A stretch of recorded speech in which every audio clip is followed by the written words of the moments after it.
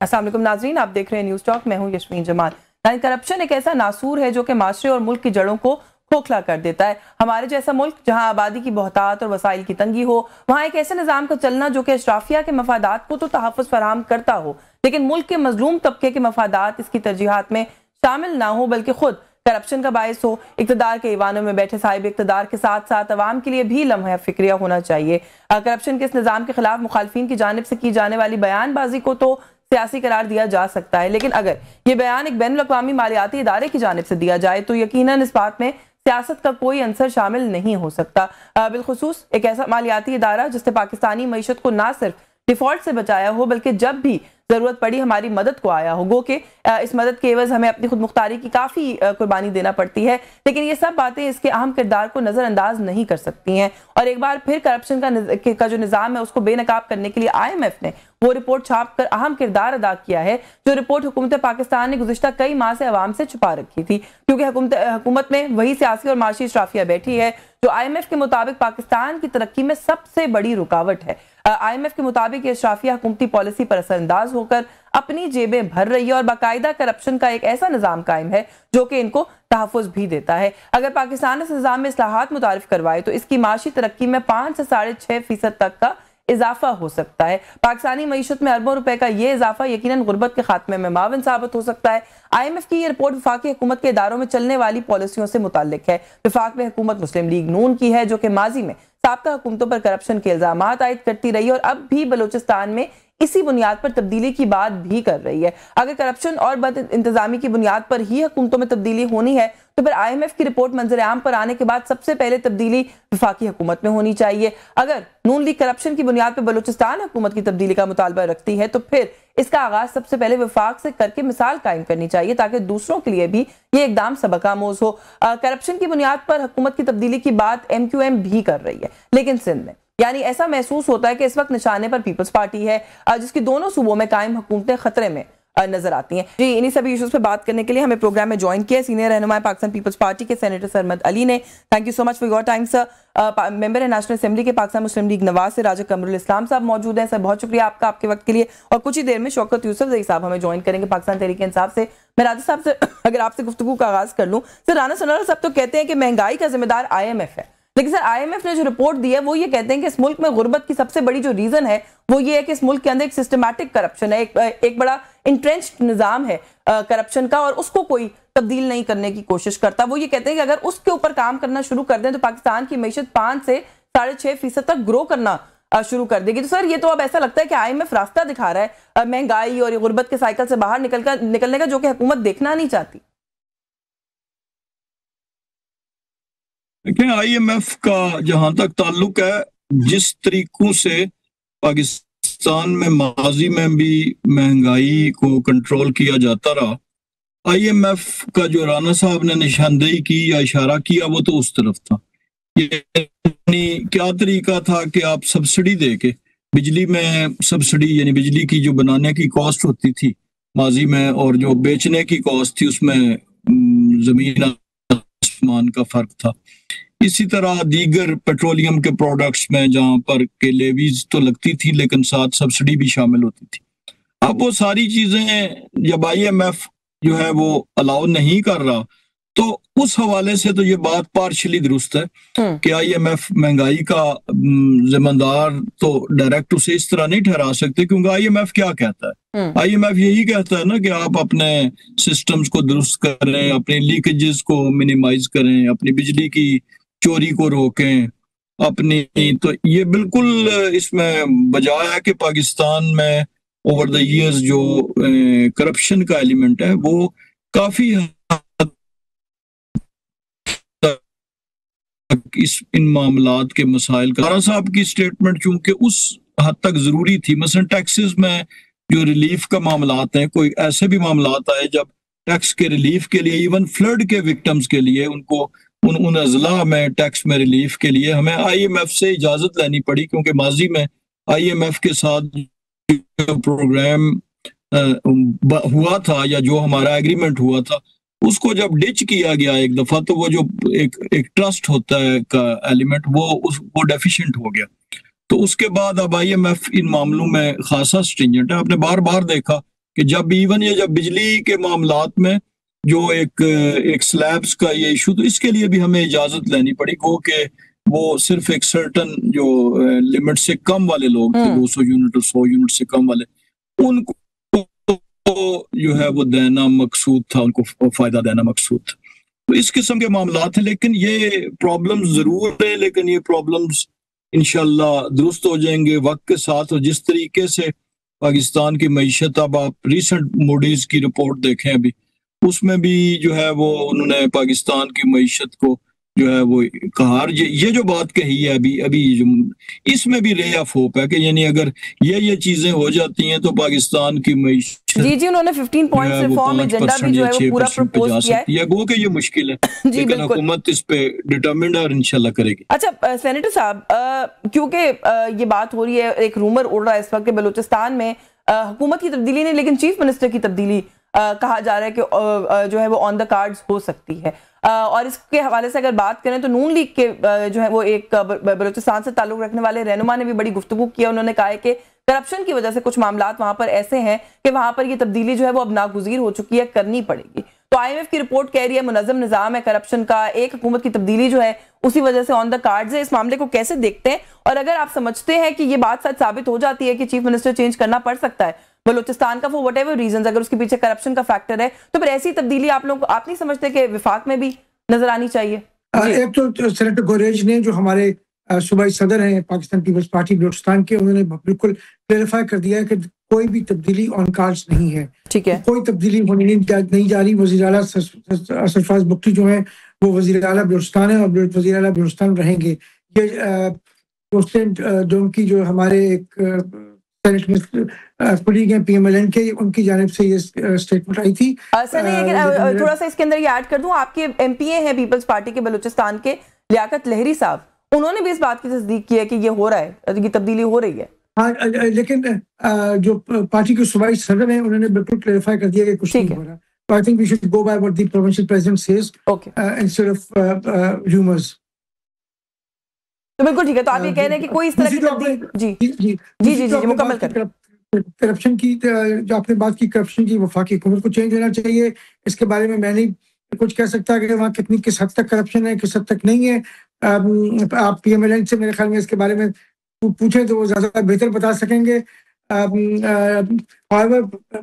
Having said that, अगर आप देखें जो IMF ने बात की है ना, वो उन्होंने बेस की है जो नैब ने रिकवरीज की हैं उसके ऊपर उन्होंने वो बेस की है अपनी रिपोर्ट। तो नैब की रिकवरीज जो है, इसका मतलब है कि जहाँ पे करप्शन हो रही है या जहाँ पे लूप होल्स हैं, उन लूप होल्स को भरने के लिए नैब जो है वो एक्टिव है और उसको वो कंट्रोल करने की कोशिश कर रही है। अच्छा चलिए, आप कह रहे हैं विफाक में करप्शन का जो मैटर है उसके ऊपर तो ज्यादा कमेंट नहीं कर सकते सर, सिंध में कराची में जो मैटर है उसके ऊपर कमेंट कर सकते हैं? हाँ जी बिल्कुल कर सकते हैं। क्योंकि खालिद मकबूल सिद्दीकी साहब की प्रेस कॉन्फ्रेंस अभी आपने सुनी होगी, बल्कि बड़ा ही पैनल पूरा बैठा हुआ था MQM के रहनुमाओं का, और वो ये कहते हैं कि कराची के मास्टर प्लान को ही करप्शन की नजर जो है वो कर दिया गया है। जी बिल्कुल, मैं अच्छा हुआ आपने ये सवाल पूछ लिया। असल में सिंध हुकूमत का मसला ये है कि वहाँ पे पाकिस्तान पीपल्स पार्टी की हुकूमत है, और पाकिस्तान पीपल्स पार्टी का मसला ये है कि 1988 से लेके आज तक पाकिस्तान पीपल्स पार्टी के ऊपर करप्शन की एक झूठा नैरेटिव उसके गिर्द बिल्ड किया गया है। सिंध में उतनी करप्शन है जितनी पंजाब में है, पंजाब में उतनी है जितनी बलूचिस्तान में है या खैबर पख्तूनख्वा में है। करप्शन दुनिया के हर मुल्क में आपको नजर आती है, अभी हिंदुस्तान में भी नजर आएगी, अमेरिका में भी नजर आएगी, आपको नजर आती है। लेकिन ये कहना कि जी सारी करप्शन जो है वो सिंध में है और कहीं नहीं हो रही, ये बिल्कुल एक गलत है, और ये एक नैरेटिव है जो पीपल्स पार्टी की गिर्द भुना गया है 1988 से लेके आज तक। जब भी आपने पीपल्स पार्टी को कॉर्नर करना होता है या पीपल्स पार्टी के ऊपर इल्जाम लगाने होते हैं और तो आपको कुछ समझ नहीं आती।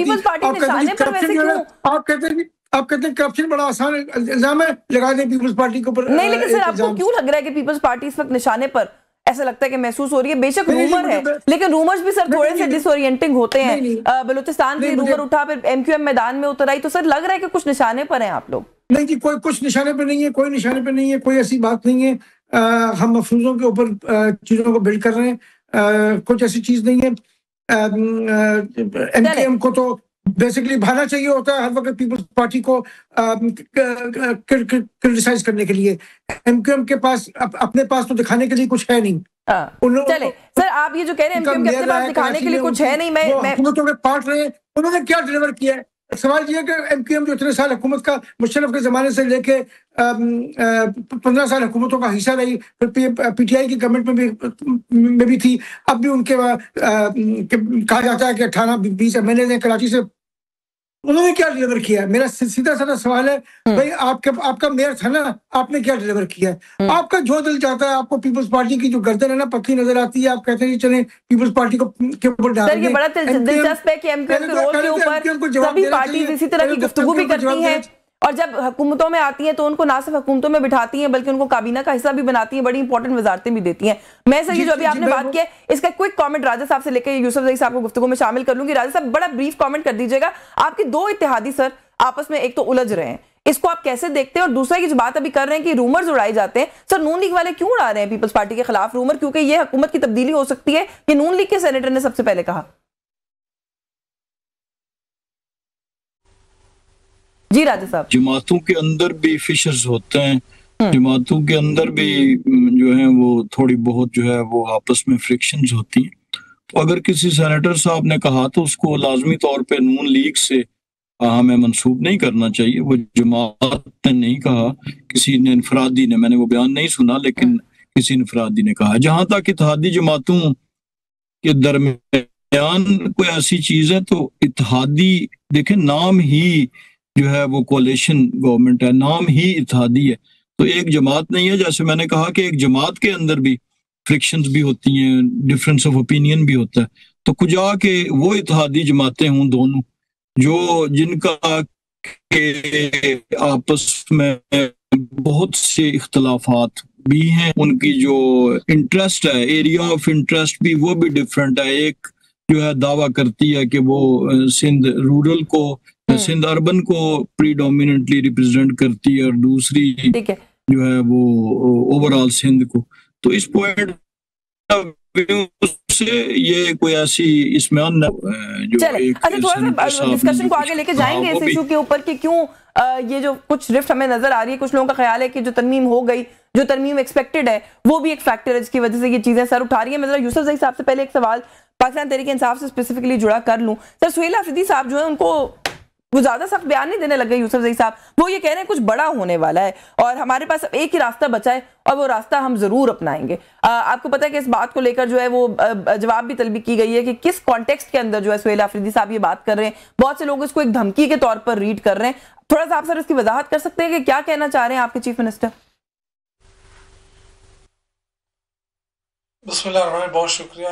देखिए इसमें पहली बात तो ये कि आप अगर वो स्टेटमेंट सुनवा देती तो अच्छा रहता है, क्योंकि बहुत सारे स्टेटमेंट हैं उनके जी। आप किस स्टेटमेंट की बात कर रही हैं?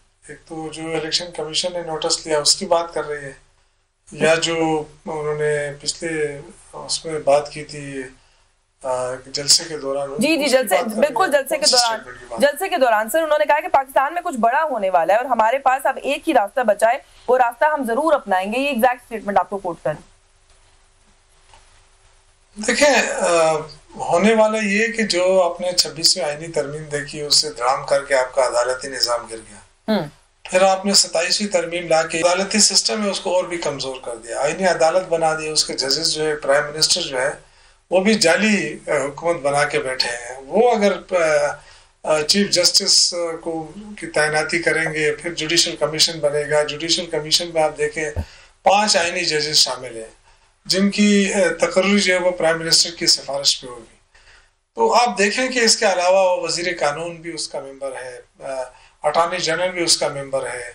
तो अपोजिशन में तो सिर्फ 2 बंदे लिए गए, बाकी तो सारे एक तरफा डिसीजन आएगा, जो भी डिसीजन आएगा जुडिशल कमीशन का। तो आई थिंक कि ये जो इंसाफ के तकाजे वो तो पूरे नहीं हो रहे। तो मेरा ये ख्याल है कि जो वो कह रहे हैं ना कि जो जब इंसाफ खत्म हो जाता है किसी माशरे में तो माशरा का जिंदा रहना बड़ा मुश्किल होता है। हमारी तो दुआ है कि अल्लाह करे ये मसाइल भी हल हो, सब कुछ हल हो। हाँ, लेकिन सर ये जो कॉन्टेक्स्ट आप दे रहे हैं शायद उनकी गुफ्तगू का ये कॉन्टेक्स्ट नहीं है। मुझे सर एक क्विक ब्रेक लेनी, ब्रेक से वापस आके मैं आप ही से गुफ्तगू का आगाज कर लूंगी। मैं आपके सामने उनके बयान का अगला हिस्सा भी रख दूंगी तो शायद थोड़ी सी क्लैरिटी आ जाएगी कि मैं क्या आपसे समझना चाह रही हूँ। मुझे एक ब्रेक लेनी है, व्यूअर्स हमारे साथ। जी वेलकम बैक नाज़रीन। ब्रेक पे जाने से पहले यूसुफ ज़ई साहब, मैंने आपसे कहा था आपसे गुफ्तगू का आगाज कर लूंगी। सर, जो मैंने बात पहले भी कही कि सुहेल आफरीदी साहब की जो गुफ्तगू है उसको धमकी जो है वो बहुत से लोग समझ रहे हैं कि तो कोई धमकियां दे रहे हैं जो चीफ मिनिस्टर है केपीके के। अब ये जो ज़िमनी इलेक्शन होना है सर, उसके कॉन्टेक्स्ट में उन्होंने कहा जी कि मैं पुलिस को, इंतजामिया को पैगाम देना चाहता हूं कि रात को वोटों के साथ कोई हेरा फेरी हुई, कोई बदमजगी हुई, तो अगर रात हुई तो आपको सुबह का सूरज नहीं देखने देंगे, और अगर सुबह हुई तो आप रात नहीं देख सकेंगे वो वाली। तो सर, ये किस किस्म की गुफ्तगू है?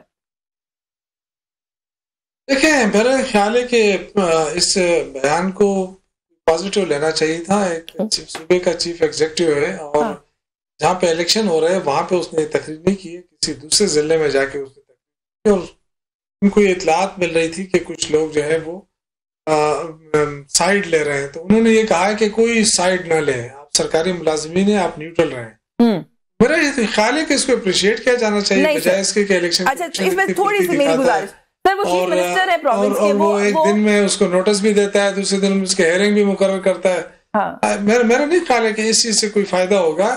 इससे तो 22 हो रहा है। सर, आपको नहीं लगता कि उनको इलाके के डीसी को, सिविल इंतजामिया को, पुलिस को अपने दफ्तर में बुला के उनको जो इंस्ट्रक्शंस देनी है वो देनी चाहिए थी? इससे एक तो ये कि उस चीफ मिनिस्टर की बेबसी का इजहार होता है, एक तो सर ये बात देखिए हम पुलिस, देखिए मेरी बात सुने, देखिए हम सियासी लोग हैं, सियासी मैदान में बात करने वाले लोग, तो अवाम ने हमें मैंडेट दिया है तो ये हमारा हक बनता है कि हम अगर इलेक्शन भी हो और हमारे लोग उसमें इन्वॉल्व हों तो हम कहेंगे कि जी आप फेयर एंड फ्री इलेक्शन कराएं। तो ये मेरे ख्याल से उन्होंने ये नहीं कहा है सुहेल अफरीदी ने कि जी आप जाएं फलां पार्टी को आप वोट दें, अगर ना दिया तो मैं आपके साथ देखूंगा। ये उन्होंने नहीं कहा। उन्होंने कहा कि आप इसमें उनको जलसे में जाना चाहिए था। पार्टी ना बने। चलिए ये बता दें, उनको जलसे में जाना चाहिए था। He is a sitting chief minister, उनको जाना चाहिए था एक ज़िमनी इलेक्शन के। ये अगर नून लीग ने किया होता ज़िमनी इलेक्शन में मरियम नवाज साहिबा ने, तो बड़ा मसला बन जाना था।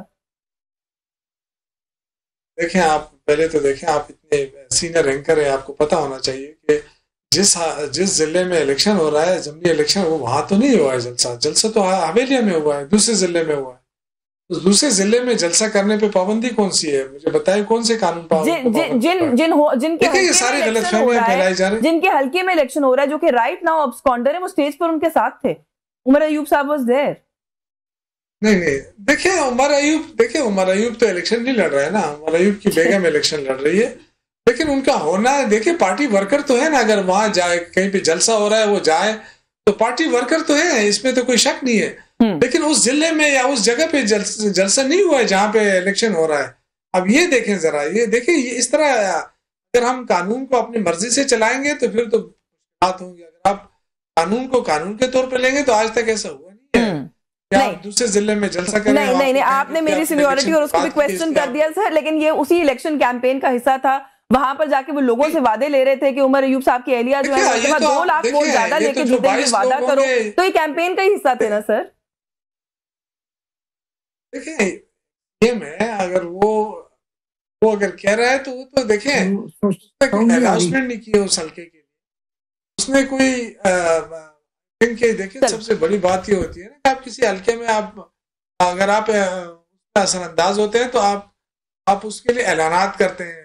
सीएम तो यही कर सकता है ना, बाकी उसमें क्या होता है कि सुहेल अफरीदी का। चलिए मैं आपकी जानिब आती हूँ। आपने जो बात कही ना कि ये तो अप्रिशिएट किया जाना चाहिए, मैं राजा साहब से पूछ लेती हूँ। राजा साहब, जो इन प्रिंसिपल बात की है सुहेल अफरीदी ने, चले बात करने के तरीके के ऊपर हम बहस कर लेंगे, लेकिन वो तो दुरुस्त बात नहीं है सर कि वोटों की हेरा फेरी नहीं होनी चाहिए, इलेक्शन के दिन कोई बदमजगी नहीं होनी चाहिए, कोई आरओज और कोई जो इलेक्शन का अमला है वो मिसिंग नहीं होना चाहिए। तो ये सारी बातें तो सर दुरुस्त है ना? जी, प्रिंसिपली आपने बड़ा खूबसूरत इस्तिलाह इस्तेमाल की कि एक शख्स दूसरे को कहता है कि ये अगर तुमने इधर मट्टी डाली या धूल उड़ाई तो मैं तुम्हें कत्ल कर दूंगा और सुबह का सूरज तुम नहीं देखोगे, और अगर सुबह को तुमने धूल उड़ाई तो मैं रात को तुम्हें कत्ल कर दूंगा। तो इन प्रिंसिपल तो बात ठीक है कि मट्टी उड़ाना या धूल उड़ाना नहीं सर, काबिले कत्ल जुर्म नहीं है। धमकी क्या सूबे के चीफ एग्जीक्यूटिव की तरफ से ये इलेक्शन पे सबसे बड़ा जिसे कहना चाहिए वो ये धमकी कारगर होती है, जो बिलखसूस जब उसी सूबे का जहां इलेक्शन हो रहे हैं वहां का चीफ मिनिस्टर दे रहा हो। इससे खतरनाक कैंपेन तो इलेक्शन की और हो नहीं सकती। एक तो चले जनरल कैंपेन, वोट मांगना या किसी को ये कहना कि चलो जी मैं इस इलाके में डेवलपमेंट कराऊंगा, वो भी रूल्स उसकी इजाजत नहीं देते कि वो चीफ मिनिस्टर उस तरह कैंपेन नहीं कर सकता। लेकिन कुजा ये है कि आप किसी को जान से मारने की या अगली सूरज देखने की धमकी दें और फिर आप साथ कहें कि ये असूली तौर पर तो दुरुस्त है, तो ये फिर हम कहाँ खड़े हैं। ये इन्होंने शदीद एक जो है जिससे कहना चाहिए कि चीफ एग्जीक्यूटिव के जो उसके साथ भी संगीन बेइंसाफी है जी, जो बयान है ना वो बताना जालिमाना किस्म का है। ये तो हर एक पार्टी हर पार्टी अपने उससे नजरे नहीं सर, मकसद तो चले, मकसद कोई मैंने भी ये सवाल इसलिए इन प्रिंसिपल करके मकसद तो यही है ना, सरकारी मुलाजिम होता है ना। देखिए हमारे सरकारी मुलाजिम के खिलाफ एक्शन कौन लेता है? चीफ सेक्रेटरी लेगा ना, कानूनी तौर पे तो यही होता है ना। तो उन्होंने सही बात की है ना, उन्होंने कहा कि आप अगर चीफ एग्जीक्यूटिव कहते हैं तो उसका मकसद यही होता है कि कानूनी कार्रवाई हो सकती है आपके खिलाफ। तो क्या मतलब इसमें मसला क्या है? तो चीफ सेक्रेटरी तो खैर विफाक का लगाया हुआ है चीफ सेक्रेटरी, तो ये तो आपको पता है गंडापुर साहब भी मुसलसल की बात कहते रहे। और दूसरी बात सर ये कि वो जो गुफ्तगू है वो ऐसा लग रहा था कि वो इश्तियाल को जो है वो हवा दे रही थी। इसमें सेनेटर सरमद साहब को गुफ्तगू में शामिल कर लूं। आपने भी एक बात की, आपने कहा कि धड़ाम से जो है वो गिरा दिया मुल्क का जो अदालती निजाम है 27वीं आईनी तरमीम और 26वीं आईनी तरमीम करके। सेनेटर साहब, इस वक्त जो मैंने पहले आपसे सवाल किया कि निशाने पर लगता है कि पीपल्स पार्टी है, बहुत से लोगों का ये ख्याल है कि जो एक्सपेक्टेड तरमीम है 28वीं, आप लोग उसकी वजह से निशाने पर है। मैं थोड़ा सा उसके ऊपर भी बात करना चाहती हूँ आप तीनों से कि सर आने वाली तरमीम में कुछ ऐसे मामला हैं जिससे आप अग्री नहीं करते और आपको अग्री करवाने के लिए आपको निशाने पर रखा जा रहा है। ये एक पूरी कंट्रोवर्सी थ्योरी है जो चल रही है। अब मेरे ख्याल में ये तो बेसिकली एक थ्योरी है जो चल रही है, इसके अंदर कोई सदाकत मुझे तो नजर नहीं आती, इसलिए कि पीपल्स पार्टी ने जो सूबों का हक था उसको बचाया, उसको महफूज रखा और उसको महफूज रखते हुए जो प्रॉमिसेस किए थे, जो कमिटमेंट्स की थी अपने मैनिफेस्टोज में, वो डिलीवर की और वो पूरी की। सर आप कह रहे हैं कि उसको बचाया, लेकिन खालिद मकबूल सिद्दीकी साहब कहते हैं कि वसाइल की तकसीम मुनसिफाना ना हो तो घर भी तकसीम हो जाते हैं, खानदान तकसीम हो जाते हैं। जी, पहले तो खालिद मकबूल सिद्दीकी साहब से पूछे ना जी कि वो किस मैंडेट, वो उनके पास मैंडेट क्या है। पीपल्स पार्टी वाहिद जमात है जिसके मैंडेट को किसी ने उंगली नहीं उठाई। सर वही मैंडेट है जो आप सब लोगों के पास है, वो तो इस वक्त काबीना का हिस्सा भी है। केपी का मैंडेट हो, हर जगह उंगली उठी है सिवाय पीपल्स पार्टी के मैंडेट के ऊपर। ठीक है, तो ये बात करना कि कराची में बैठ के बात करना कि जी 4 लोगों के साथ बैठ के एक प्रेस कॉन्फ्रेंस कर लेना बहुत आसान है, लेकिन सबको मालूम है वो किस तरीके से नहीं, लेकिन सेनेटर साहब अगर आपको जाली हुकूमत कह रहे हैं तो आपके मैंडेट पर ही उंगली उठा रहे हैं ना, और आप मैंडेट की बात कर रहे हैं, वो तो सर काबीना का हिस्सा है। हम तो जाली नहीं है, हम तो कहीं से जाली नहीं है। जाली वो है जिनके इलेक्शन के ऊपर सवालात उठे हैं। हमारे तो किसी इलेक्शन के ऊपर किसी ने सवाल नहीं उठाया, हम तो जाली नहीं है। हमारा जो मैंडेट है वो 100% सही मैंडेट है। उनका मैंडेट है जिसके ऊपर लोगों ने उंगलियां उठाई हैं, जिसके ऊपर लोगों ने बातें की हैं। उनका तो रात को सो के उठे, सुबह पता चला कि उनका एमएलए बना हुआ है हैदराबाद में या उनका एमएलए बना हुआ है कराची में। उनके बारे में तो सबको पता है क्या है। तो वो कहते हैं ना, शीशे में के घर में बैठ के पत्थर नहीं फेंकने मारने चाहिए। This is what they are actually doing. They don't, उनको वो बातें करते हैं, वो समझ कहने जी सिंध को लूट लिया। भाई आपने जो 10-15 साल जो आप हुकूमतों का हिस्सा रहे, आपने कराची के लिए क्या किया? आपने कराची या हैदराबाद के लिए आपने क्या किया? बातें करना बहुत अच्छा है, ये सिर्फ एक इनका वो है कहना चाहिए जो एक प्रेस कॉन्फ्रेंस में जाके बातें कर लेते हैं, इसके अलावा कुछ नहीं है। मुझे सर एक ब्रेक लेनी है, अपने हल्के में तो जा नहीं सकते। ये ब्रेक लेनी है सर, ब्रेक वापस आके वक्त हुआ तो इस पे जरा बात करेंगे आपके साथ कि सर इख्तियार अगर निचली सतह पर मुंतकिल हो जाए, थोड़ी सी डेवोल्यूशन हो जाए, तो उसे पीपल्स पार्टी को क्या मसला हो सकता है। एट द सेम टाइम एक नए सोशल कॉन्ट्रैक्ट की बात हो रही है, इस पर भी बात करेंगे। इस ब्रेक के बाद हमारे साथ रहिए जी। वेलकम बैक नाज़रीन। ब्रेक पे जाने से पहले जो बात मैंने की थी, मैं राजा साहब से इसका आगाज इस नुक्ते का आपसे कर लेती हूँ इस सेगमेंट में कि सर महमूद खान अचकज़ई साहब ने कहा है कि किसी को खतरा है कि इमरान खान जेल से निकलकर लोगों को मारे पीटेगा तो उसकी जमानत हम देंगे, लेकिन शर्त है पाकिस्तान को शरीफ इंसानों का जमहूरी मुल्क बनाए, एक अच्छा सोशल कॉन्ट्रैक्ट देना होगा। किसी सूबे ने नए आइन का मुतालबा किया तो बहरान शदीद हो जाएगा। तो वो बेसिकली आपको तसलियां करा रहे हैं कि कोई अगर आप लोग बात कर लेते हैं खान साहब से तो वो आपको कुछ नहीं कहेंगे, और एक नया सोशल कॉन्ट्रैक्ट जो है उसकी तरफ काम करने की जरूरत है। जी देखें, जो तसलियां जिसको आप कह रहे हैं या महमूद अचकज़ई साहब जो देने की कोशिश कर रहे हैं, वो तो तब हो जब हुकूमत की तरफ से बातचीत के किसी मामले पर रुकावट हो या हुकूमत इनकारी हो। महमूद खान अचकजई साहब के साथ एक बार पहले हो चुका है। इसी जमाने में तो उनकी चादर मुतनाज़ा थी और उसकी जो है वो बड़े तरीके से उसकी नकलें उतारी जाती थी उनकी चादर की। फिर उसके बाद ये हुआ कि मुज़ाकरात का फिर उसे विड्रॉ कर लिया गया। अब इस वक्त जिस दिन 27वीं आईनी तरमीम पास हो रही थी, ये रिकॉर्ड की मैं बात कर रहा हूँ, असेंबली में लिखा पड़ा, तो महमूद अचकजई साहब ने खड़े होकर स्पीकर साहब को मुखातब करके कहा कि आए तीनों बड़ी सियासी जमातें बैठे और जो भी आप आज डिसाइड करेंगे इमरान खान के दस्तखत लगाना लेके आना वो मेरी जिम्मेदारी है। ये उन्होंने 27वीं आईनी तरमीम जिस दिन पास हुई उस दिन अपनी स्पीच में कहा। ये भी अगर आप इसको तसल्ली कह रहे हैं तो वो भी एक यही थी। स्पीकर साहब ने उसी वक्त जो है उनको एक्सेप्ट कर लिया और उन्होंने कहा जी बैठे आप, मैं इसकी देता हूँ गारंटी, मैं इसका बंदोबस्त करता हूँ। और उसी सांस में महमूद खान अचकजई साहब ने कहा कि जी आप तो फॉर्म 47 वाले हैं, हम तो आपसे तो बातचीत जायज ही नहीं है, ना हम करेंगे। यानी ये रिकॉर्ड में आप अगर आप वर्बेटम निकाल लें असेंबली का तो उसमें ये लिखा हुआ है। लिहाजा उनकी इन हालात में जो ये चीजें ये बेमानी हो जाती हैं, ये उन्हें भी बखूबी पता है कि उनकी किसी चीज को जो है तरीके इंसाफ या उसकी लीडरशिप ऑन नहीं करेगी अगर वो हो भी जाए। और उन्हें ये लेकिन सर इस स्टेटमेंट में भी उन्होंने कहा कि शर्त है कि पाकिस्तान को शरीफ इंसानों का जमहूरी मुल्क बनाए। अब उसकी वजाहत तो वही कर सकते हैं कि वो किसको शरीफ समझते हैं। मैं यही गुजारिश कर रहा हूँ कि वो आज से कुछ अर्सा पहले किसी और को शरीफ समझते थे, अब अगर वो किसी और को शरीफ समझने शुरू हो गए तो ये तो उनकी तब्दीली है। मैं जरा सैलरी साहब से भी इसमें कोई कमेंट ले लूं, फिर यूसुफजई साहब से पूछूंगी कि एग्जैक्टली क्या ऑफर है, क्योंकि जो बात अभी अचकजई साहब ने की है, आप कह रहे हैं ना कि पीटीआई नहीं मानेगी, अलीमा खान साहिबा ने भी इंडोर्स किया है इस मौकफ को। सेंटर सरमद साहब, पाकिस्तान पीपल्स पार्टी कैसे देख रही है इस पूरे फिनोमिना को जो वो कहते हैं कि एक नए सोशल कॉन्ट्रैक्ट की जरूरत है मुल्क में? देखिए 1973 का जो आइन है ना जी, वो बुनियाद है चारों, वो हमारे फेडरेशन की और फेडरलिज्म की बुनियाद है। किसी कोई भी सूबा जो है नए सोशल कॉन्ट्रैक्ट या कोई भी सियासी जमात जो है वो कोई नए सोशल कॉन्ट्रैक्ट का मुतालबा नहीं कर रही। अचकजई साहब हमेशा से ये बात करते आए, कोई उन्होंने नई बात नहीं कही, उनका एक अपना एक पॉइंट ऑफ व्यू है, वो पहले भी ये बात करते थे, अब भी कर रहे हैं, कोई नई बात उन्होंने नहीं कही। वो पीटीआई की नुमाइंदगी नहीं कर रहे हैं, वो अपनी जाती नुमाइंदगी कर रहे हैं, अपनी जाती हैसियत में उन्होंने ये बात की है। जो हमारा 1973 का आइन है उसके वो बुनियाद है तमाम, वो एक सोशल कॉन्ट्रैक्ट है चारों सूबों के दरमियान, चारों सूबों के अवाम के दरमियान। तो उसमें तब्दीली करने की ये कहना कि जी हम एक नया कोई आइन लेके आएंगे या कोई नया सोशल कॉन्ट्रैक्ट लेके आएंगे, ये तो एक ऐसी बात है कि हम एक नई कंट्रोवर्सी नहीं, बल्कि वो तो कह रहे हैं कि अगर आइन को ज्यादा उसकी शक्ल बिगाड़ने की कोशिश की तो बहरान शदीद हो जाएगा। वो आइन की तब्दीली की तो बात ही नहीं कर रहे।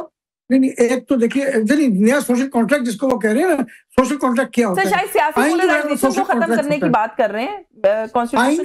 आइन सोशल कॉन्ट्रैक्ट होता है। दूसरी चीज जो आप कह रही हैं कि जी आइन की शक्ल बिगाड़ी जा रही है या व्हाटएवर, लेकिन दो तीन चीजों को ध्यान में रखिए।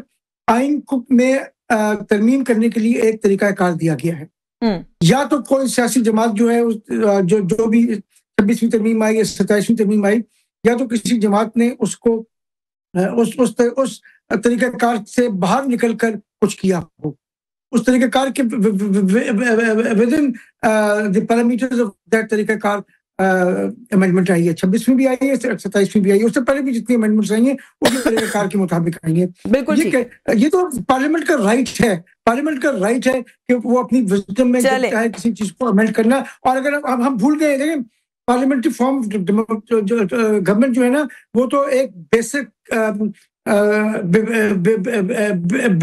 बेसिस है हमारे आइन का। खान साहब तो सदारती निजाम की बातें कर रहे थे कि मेरे पास मेजॉरिटी आ गई तो मैं सदारती निजाम लेके आ जाऊंगा। चले, मैं इस तरफ भी आती हूं, वक्त थोड़ा सा महदूद है। मैं शौकत यूसुफजई साहब को, बड़ी अच्छी बात है पार्लियामेंट्री फॉर्म ऑफ गवर्नमेंट को चेंज करने की बात। चलिए, ये तो अचकजई साहब ने सर मशवरा दिया ना, खान साहब ने तो नहीं दिया खैर, लेकिन अलीमा खान साहिबा ने सिर्फ कहा है कि हम इस बात से एग्री करते हैं। यूसुफजई साहब से नया सोशल कॉन्ट्रैक्ट, वो कह रहे हैं शर्त ये कि शरीफ इंसानों का जमहूरी मुल्क बना दे पाकिस्तान को, और खान साहब फिर बाहर आके किसी को कुछ नहीं कहेंगे। इस पे क्या पाकिस्तान तहरीक इंसाफ का मौक़िफ़ है सर? हाँ सर, की गारंटी कौन लेगा सबसे पहले? मुझे जरा यूसुफ ज़ई साहब से ये तो वो कह रहे हैं इससे पहले भी खान साहब ने इससे पहले भी कहा है, मैसेज आया था उनका कि मैं उनसे पूछा गया था, साफ ही सवाल करते हैं जब वो पेश होते थे उस वक्त भी ये क्वेश्चन होते थे कि जी आप आके इंतकाम लेंगे अगर आपको दोबारा, उन्होंने कहा नहीं मैं नहीं लूँगा। ये बात तो उन्होंने पहले भी कह दी। वो सासी स्ट्रगल वो कर रहे हैं, अपने कौम के लिए एक बहुत बड़ी कुर्बानी दे रहे हैं। तो उन्होंने कहा मैं अपनी ज़ात की कुर्बानी दे रहा हूँ। और तो ये बाकी देखें आप सोशल कॉन्ट्रैक्ट की या नए आइन की बात हो रही है, तो मेरा ये ख्याल है कि अगर 1973 के आइन को बहाल ही रखा जाए तो सबसे बेहतर है। ये जो धड़ाधड़ तरामीम आ रही है ना, इससे ये आइन मुतनाज़ा हो जाएगा और यही ख़तरनाक बात है। आप देखें एनएफसी जो है उसका इजलास नहीं हो रहा है, और जब ये एनएफसी का इशू जो है वो सूबों के अंदर उससे बड़ी बेचैनी पैदा हो रही है। अच्छा सर, लेकिन कुछ चीजों के अंदर इंतशार कह लें सर, या कंट्रोवर्सी वो आप लोग भी क्रिएट करने की कोशिश नहीं कर रहे सर। असद कैसर साहब का ये कहना, फिर असद कैसर साहब को सुन लीजिएगा, ये कहना कि सुप्रीम कोर्ट के जिन जजेस ने कुर्बानी देकर इस्तीफा दिया है वो पाकिस्तानी कौम के हीरोज हैं, हम उम्मीद रखते हैं कि वो आगे आकर एक तहरीक को लीड करेंगे। तो सर ये तो फिर इनके मौक़िफ़ की तायीद हो जाएगी कि ये कहते हैं। इसमें जो है ना मुतनाज़ा बनाने की बात नहीं है। देखिए हमेशा स्टूडेंट्स ने हमेशा तहरीक चलाई है, अगर कोई भी मुल्क के अंदर ऐसी, और या दुनिया के अंदर आप देखें, या फिर वकला की तारीख पाकिस्तान में रही है, हमेशा से मौसर रही है। देखिए एक चीज़ है कि आप ज़ाहिर है हम तो मुतासरीन में है ही हैं, लेकिन वकला भी इससे मुतासर हो रहे हैं जो इस वक्त सुप्रीम कोर्ट का हशर कर दिया गया है, और सुप्रीम कोर्ट ने 90 सीटें हमसे मुफ्त में लेके उनको दे दी, और जो हशर अब उन्हीं सीटों की वजह से हो रहा है सुप्रीम कोर्ट का, कि वो तो देखें पहले पार्लियामेंट को बेवक्त किया गया, फिर सुप्रीम कोर्ट के साथ जो हासिल किया गया, आज जो हालात बने हुए, क्यों जजेस ने इस्तीफे दिए? इसलिए दिए कि उसकी वो चीज़ ही नहीं रही जो लोग बड़ा फख्र करते थे कि हम सुप्रीम कोर्ट जाएंगे।